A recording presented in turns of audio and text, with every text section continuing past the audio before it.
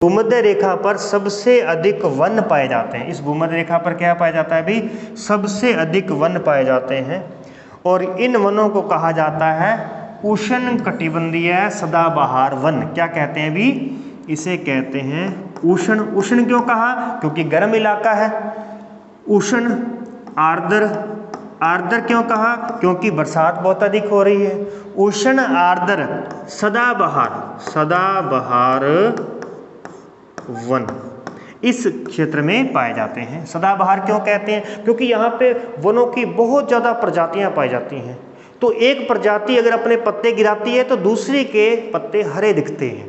तो इस वजह से जिसके पत्ते गिरे होते हैं ना, वो दूर से देखने पर उसका कोई प्रभाव नहीं पड़ता। दूर से देखेंगे हरा भरा ही दिखेगा, हमें हमेशा हरा भरा दिखेगा, इसीलिए कहते हैं एवरग्रीन। तो ये है सदाबहार। ठीक है, अब इस सदाबहार में कौन सा क्षेत्र आता है तो ध्यान रखिएगा।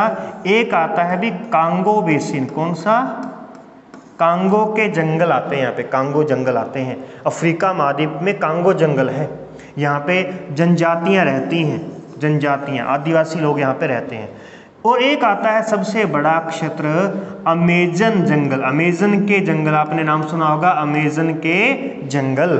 अमेजन के जंगल कहाँ पर है? भूमध्य रेखा पर स्थित है। कहाँ पर है? ब्राजील में है। कौन से महाद्वीप में है? दक्षिण अमेरिका महाद्वीप पर स्थित है। तो ये अमेजन के जंगल हैं।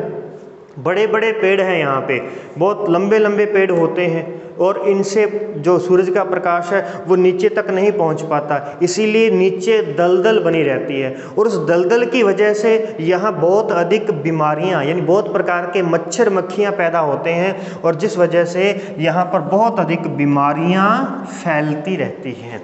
ठीक है, यहाँ ध्यान रखेंगे। और ये सबसे अधिक जैव विविधता वाला क्षेत्र है। विश्व में सर्वाधिक जैव विविधता, विविधता जैव मतलब जैविक जीव, जीव जीव में कौन से? पादप भी आ जाएंगे, यानी पेड़ पौधे, जड़ी बूटियाँ ये होगी। इसी के साथ में जीव जंतु, कीड़े मकोड़े। ठीक है, इस प्रकार से इन सब को हम कहते हैं जैव। और इन सब की यहाँ पे विविधता पाई जाती है, यानी अनेक प्रकार की प्रजातियाँ पाई जाती हैं यहाँ पे। तो इसे कहते हैं जैव विविधता, बायोडाइवर्सिटी। ठीक है, तो इस प्रकार रखिएगा। कहाँ पाई जाती है? सबसे अधिक यहीं पाई जाती है। भारत में सबसे अधिक सदाबहार वन कहाँ पाए जाते हैं? तो सदाबहार वन पाए जाते हैं भी नीलगिरी दक्षिणी पश्चिमी घाट पर, भारत के पश्चिमी घाट पर पाए जाते हैं। और दूसरा है हिमालय पर्वतमाला पर पाए जाते हैं। और भारत में अगर आपसे पूछा जाए कि जैव विविधता का हॉटस्पॉट कौन सा है, जैव विविधता का हॉटस्पॉट एरिया कौन सा है, तो वो है भी पूर्वी हिमालय। पूर्वी हिमालय, पूर्वी हिमालय को जैव विविधता का हॉटस्पॉट कहते हैं। जैसे इसे जैव विविधता का हॉटस्पॉट कहेंगे। हॉटस्पॉट जैसे आप मोबाइल का हॉटस्पॉट ऑन करते हैं तो लोगों की भीड़ लग जाती है आपका वाईफाई कनेक्ट करने के लिए, ऐसे ही ये हॉटस्पॉट एरिया है जिसके आसपास भीड़ लगी होती है अलग अलग प्रजातियों की। क्लियर है? चलिए आगे देखते हैं। ये बात होगी। यहाँ तो है उष्ण आर्द्र सदाबहार वन, तो उसके बाद में आएंगे शीतोष्ण कटिबंधीय वन आएंगे। कौन से आएंगे? उष्ण के बाद में शीतोष्ण, शीतोष्ण के बाद में कौन से आएंगे? शीत।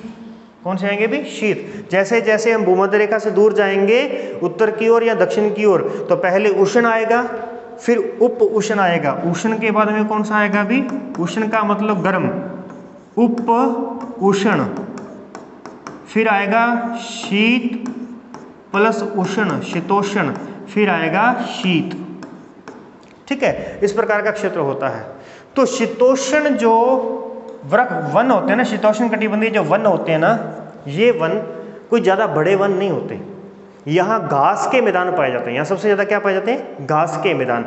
और उन घास के मैदानों को अलग अलग महाद्वीप में अलग अलग नाम से जाना जाता है। इतना सा याद कर लेना थोड़ा सा। एशिया में कजाकिस्तान और यूरोप में यूक्रेन, यहाँ पर शीतोष्ण कटिबंधीय घास के मैदानों को क्या कहते हैं? स्टेपीज। क्या कहते हैं भी? स्टेपीज। उत्तरी अमेरिका और महाद्वीप के अंदर कनाडा और जो यूएसए है, यहाँ पर शीतोष्ण कटिबंधीय घास के मैदानों को क्या कहते हैं? प्रेरी। क्या कहते हैं भी? प्रेरी। यहाँ पर अर्जेंटीना, दक्षिण अमेरिका महाद्वीप के अंदर अर्जेंटीना, में क्या कहा जाता है, पंपास। दक्षिण अफ्रीका देश जो है यहाँ पे क्या कहते हैं, यहाँ पे कहते हैं वेल्ड, क्या कहते हैं अभी, वेल्ड। और ऑस्ट्रेलिया में क्या कहते हैं शीतोष्ण कटिबंधीय घास के मैदानों को, डाउन्स, क्या कहते हैं अभी, डाउन्स कहते हैं। इस प्रकार से ये थोड़ी सी बातें ध्यान रखना। चलिए आगे बढ़ते हैं। हम बात कर रहे थे किसकी भी, हमारा टॉपिक जो चल रहा था, हाँ हमने यहाँ तक की बात हो गई थी। तो हाँ हमने क्या देखा, हमने भूमध्य सागरीय चक्रवातों को देखा कि ये शीत ऋतु में यहाँ पे भूमध्य सागरीय चक्रवात बनते हैं। वो चक्रवात जो होते हैं वो पछुआ पवनें जो होती हैं, जो पश्चिम से पूर्व की ओर बहती हैं, पछुआ पवनों की सहायता से भारत में प्रवेश करते हैं, उत्तर भारत में प्रवेश करते हैं और यहाँ पर हल्की बरसात करवाते हैं, जिसे मावठ कहा जाता है। क्लियर है, ओके। चलिए आगे बढ़ते हैं। इसके बाद में हम देखते हैं राजस्थान में विलुप्ति के कगार पर या संकटग्रस्त पक्षी कौन है। तो पक्षी क्या बात आ गई यहाँ पे, तो ध्यान रखिएगा ये राज्य पक्षी है भी, राज्य पक्षी, राजस्थान का राज्य पक्षी कौन है, गोडावन है। कौन है भी, गोडावन है। तो यहाँ पर मैंने कुछ पॉइंट लिखे थे कि हमें क्या क्या पढ़ना है, क्योंकि कई बार क्या होता है भूल जाते हैं कि हाँ ये बात भी बतानी थी आपको, तो इसीलिए हम ये भी देखते हैं। देखो राजस्थान के प्रतीकों की बात करें तो यहाँ पे राजस्थान का कौन आएगा भी, गोडावन आएगा, गोडावन। पशु कौन सा आ जाएगा, चिंकारा और ऊंट। पशुधन श्रेणी से पूछे तो ऊंट, वन्य जीव श्रेणी में से पशु पूछे तो चिंकारा। पुष्प कौन सा है, रोहिड़ा। वृक्ष कौन सा है, खेजड़ी। गीत कौन सा है, केसरिया बालम, केसरिया बालम। ठीक है। गान कौन सा है, वही जो राष्ट्रगान है, ये मैंने राष्ट्र के लिए रखे थे कि राष्ट्र की बात करें तो देश, राष्ट्र पक्षी मोर। पशु कौन सा है, बाघ। पुष्प कौन सा है, कमल, कमल का फूल। वृक्ष कौन सा है, बरगद। गीत कौन सा है भी, तो वंदे मातरम, वंदे मातरम। गान कौन सा है, गान, तो गान आ जाएगा हमारे पास में जन गण मन। ध्वज कौन सा आ जाएगा, तो तिरंगा। कौन सा आ जाएगा अभी, तिरंगा आ जाएगा। क्लियर है, इस प्रकार से ध्यान रखिएगा। यहाँ पर ये जो मैंने रखे थे थोड़े, वो इसलिए भी रखे थे क्योंकि राजस्थान में इनके वैज्ञानिक नाम पूछ सकता है आपसे, तो ध्यान रखिएगा वैज्ञानिक नाम। गोडावन का वैज्ञानिक नाम जो है वो क्रायोटिस नाइग्रीसेप्स है। कौन सा भी, नाइग्रीसेप्स। चिंकारा का वैज्ञानिक नाम है गजेला। रोहिड़ा का वैज्ञानिक नाम है अभी टिकोमेला अंडुलेटा। खेजड़ी का वैज्ञानिक नाम है प्रोसेपिस सिनरेरिया। ठीक है। गोडावन, क्रायोटिस नाइग्रीसेप्स, चिंकारा, गजेला और रोहिड़ा जो है वो टिकोमेला अंडुलेटा है। और उसके बाद में आता है वृक्ष, तो वृक्ष है हमारे पास में प्रोसेपिस सिनरेरिया। ठीक है। तो ये इसके वैज्ञानिक नाम है या वनस्पतिक नाम है, वो भी थोड़े से आप ध्यान रखिएगा। आगे बढ़ते हैं। भारत में शीतोष्ण सदाबहार वनस्पति कहाँ मिलती है, शीतोष्ण सदाबहार वनस्पति। अभी हमने जो बात की थी वो थी हमारे पास में उष्ण आर्द्र सदाबहार वनों के बारे में, जो कि आपने नीलगिरी पर्वत कह सकते हो, पश्चिमी घाट कह सकते हो। शीतोष्ण सदाबहार वनों की अगर बात करेंगे ना तो वो हिमालय पर मिलेंगे हमें। और हिमालय पर कहाँ मिलेंगे, 3500 मीटर से ऊंचे या 3500 मीटर से नीचे, राजस्थान या पंजाब, पूर्वी घाट या असम केंद्र। तो ध्यान रखिएगा कौन सा मिलेगा, 3500 मीटर, ये हाइट है अभी पहाड़ों पर, 3500 मीटर से नीचे शीतोष्ण सदाबहार मिलेंगे। उसके बाद में उससे ऊपर की अगर हम बात करेंगे तो वहाँ टेंगा वन मिलेंगे, टुंड्रा वनस्पति मिलेगी जो कि शीत कटिबंधीय होती है, जो कि ठंडे इलाकों जहाँ बर्फ पड़ती है ना उस इलाके में जो वनस्पति होती है वो भारत के अंदर कहाँ मिलेगी, तो वो हिमालय पर मिलेगी 3500 मीटर से अधिक ऊंचाई पर, क्योंकि इसके बाद में बर्फ जमना शुरू हो जाती है। पर्णपाती वनों में क्या होता है भी, पर्णपाती जो वन होते हैं, पर्णपाती वन मानसूनी वन होते हैं, मानसूनी वन कहते हैं, इनको पतझड़ वन कहते हैं, पतझड़ वन कहते हैं। इनमें क्या होता है, चौड़ी पत्ती वाले वृक्ष होते हैं, यहाँ पे क्या होते हैं, चौड़ी पत्ती वाले वृक्ष होते हैं। कैसे, पिप्पल हो गया, जैसे पिप्पल का हो गया, नीम हो गया है, शीशम हो गया है, ये सब कौन से हैं, ये पर्णपाती वन है जो अपने पत्ते गिरा देते हैं, मानसून के हिसाब से अपने पत्ते गिरा देते हैं, इसलिए इनको मानसूनी वन कहते हैं। पत्ते गिराते हैं इसलिए इनको पतझड़ कहते हैं। पर्णपाती, पर्ण का मतलब ही पत्ते होता है। भारत में उष्ण कटिबंधीय शुष्क पर्णपाती वन कहाँ पाए जाते हैं, तो ये मध्य प्रदेश के अंदर उष्ण कटिबंधीय। सदाबहार वन पूछेगा तो दक्षिण भारत में कहेंगे, पर्णपाती वन पूछेगा तो मध्य भारत में कहेंगे, और शीतोष्ण कटिबंधीय पूछेगा तो उत्तर भारत में हिमालय पर कहेंगे। क्लियर है। मरुस्थलीय वन पूछेगा तो पश्चिमी भारत में, उत्तरी पश्चिमी भारत यानी राजस्थान में कहेंगे। क्लियर। चलिए आगे बढ़ते हैं, खत्म करने का प्रयास करते हैं आज की क्लास के अंदर। ये हमारी जो है 4th वीडियो बनी हुई है आपके इस टॉपिक पर। दिल्ली जैसे शहर में प्रदूषण नियंत्रण काफ़ी हद तक कम हो सकता है। कैसे हो सकता है कम, तो ये कुछ इसके ऑप्शन है। पेस्टिसाइड्स को कम कर सकते हैं, शहर से दूर कारखानों, कारावासों को किया जा सकता है, उपयुक्त वाहित मल का और कारखानों के रसायनों का उपयुक्त निकासी सबसे इम्पोर्टेंट है, तो ये उपयुक्त सभी है। रणथंभौर कहाँ पे है, रणथंभौर भी राजस्थान के सवाई माधोपुर के अंदर है। यहाँ पर बाघ परियोजना चलाई जा रही है, तो ये बाघ परियोजना ध्यान रखिएगा, यहाँ पे है, सवाई माधोपुर के अंदर है। इसके अलावा सरिस्का अभ्यारण्य अलवर में बाघ परियोजना है, और इसके साथ ही हमारे पास में है कहाँ पे, दर्रा के अंदर भी हमारे पास में एक बाघ परियोजना है। भारतीय गैंडा निम्न में से किसमें सर्वाधिक महत्वपूर्ण संरक्षित स्पीसीज है भी। स्पीसीज का मतलब जाति, स्पीसीज का मतलब क्या होता है, जाति या प्रजाति। तो ये है काजीरंगा में, कहाँ पे भी, काजीरंगा असम के अंदर है। ये कुछ इंपॉर्टेंट है, ध्यान रखिएगा। गिर राष्ट्रीय उपवन कहाँ पे है, गुजरात के अंदर है। ये किसके लिए प्रसिद्ध है, एशियाई सिंह के लिए, एशियाई शेर के लिए प्रसिद्ध है। ठीक है। बांदीपुर कहाँ पे है, कर्नाटक में, किसके लिए प्रसिद्ध है, बाघ के लिए यहाँ पे प्रसिद्ध है। कार्बेट, जिम कार्बेट जो नेशनल पार्क है, ये उत्तराखंड के अंदर है। ये भारत का सबसे प्राचीन जो है, सबसे पुराना जो है वो अभयारण्य है, राष्ट्रीय उद्यान है, अभयारण्य है। ठीक है, जो सबसे पहले स्थापित किया गया था, जिम कार्बेट के द्वारा स्थापित किया गया था, और ये कहाँ पे है, उत्तराखंड के अंदर है। और ये किसके लिए है, यहाँ पे बहुत प्रकार की वनस्पति पाई जाती है, वनस्पति पाई जाती है। अगर आपसे पूछा जाए कि फूलों की घाटी यानी फ्लावर वैली कहाँ पाई जाती है, तो उत्तराखंड में। और अगर पूछा जाए साइलेंट वैली कहाँ पे है, साइलेंट वैली कहाँ पे है, तो ये केरल में है। शांत घाटी कहाँ पे, केरल के अंदर है।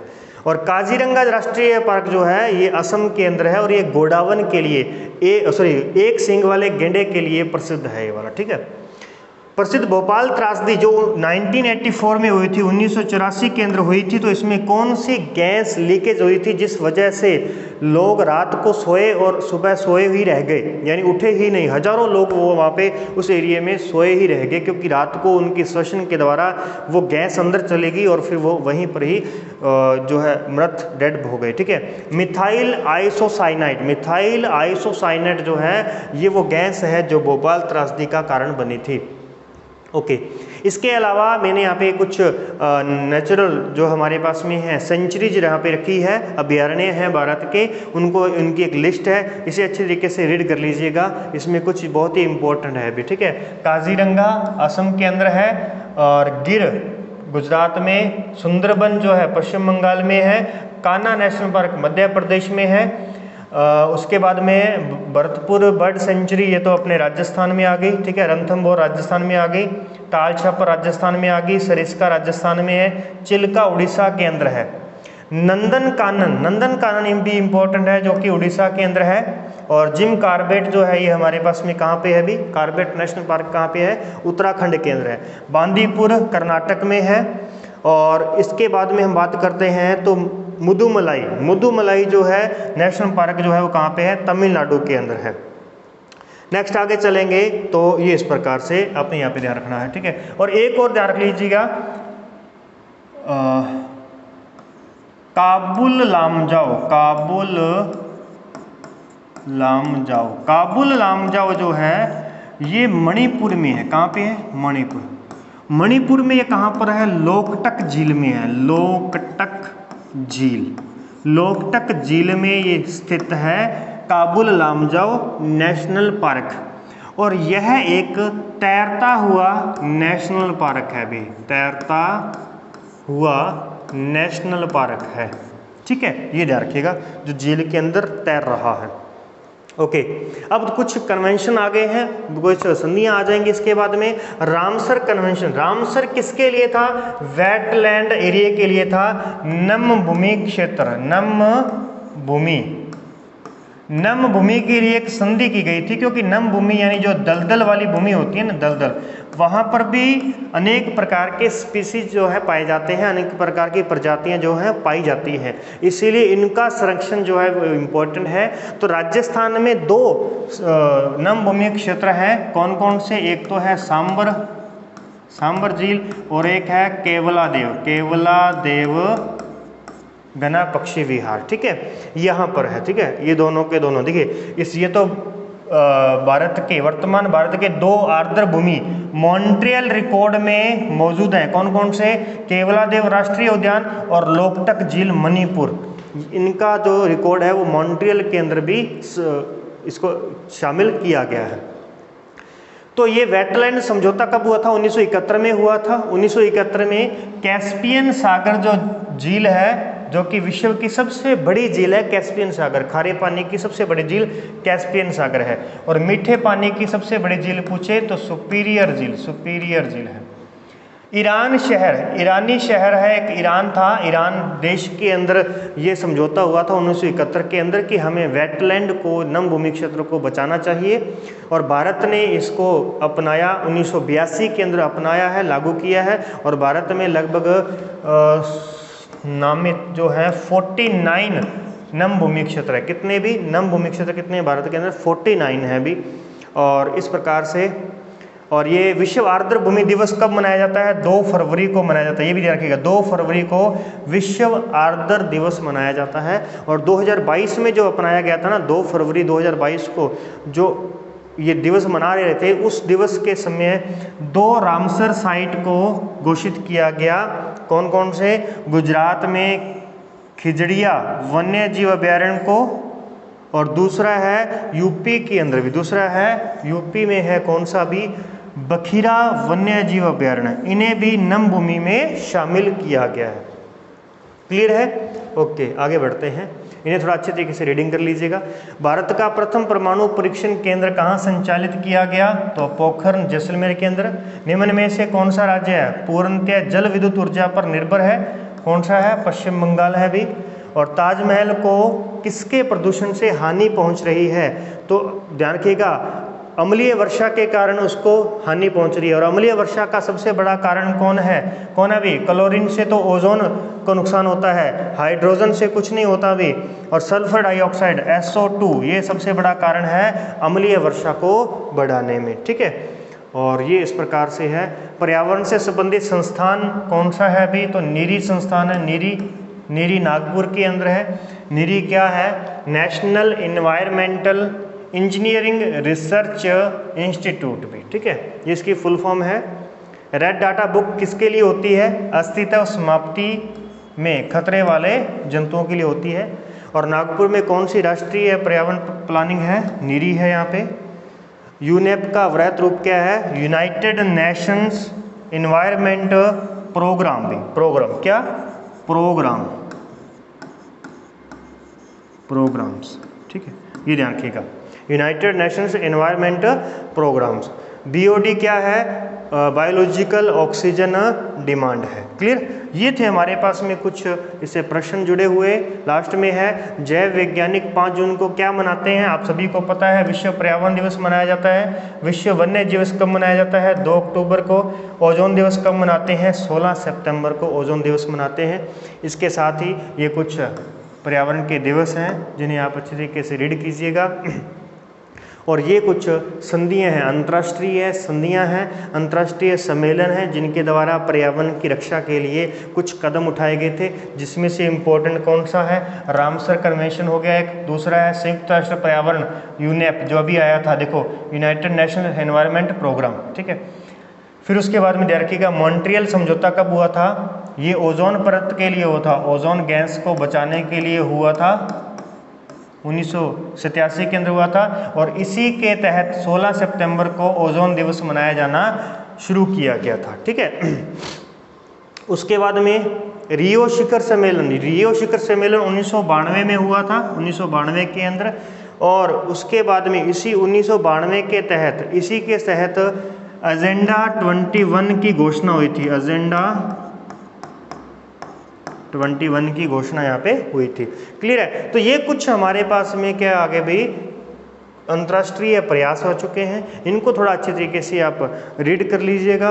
और अब तक आप मेरे साथ में बने रहे तो इसके लिए आपका धन्यवाद। वीडियो को वीडियो को लाइक कीजिएगा, चैनल को सब्सक्राइब कीजिएगा और हमारे साथ बने रहिएगा और इसी प्रकार से अच्छे तरीके से तैयारी करते रहिएगा। ओके, आज की क्लास में इतना ही, मिलते हैं नेक्स्ट क्लास के अंदर। तब तक के लिए जय हिंद, खुश रहो।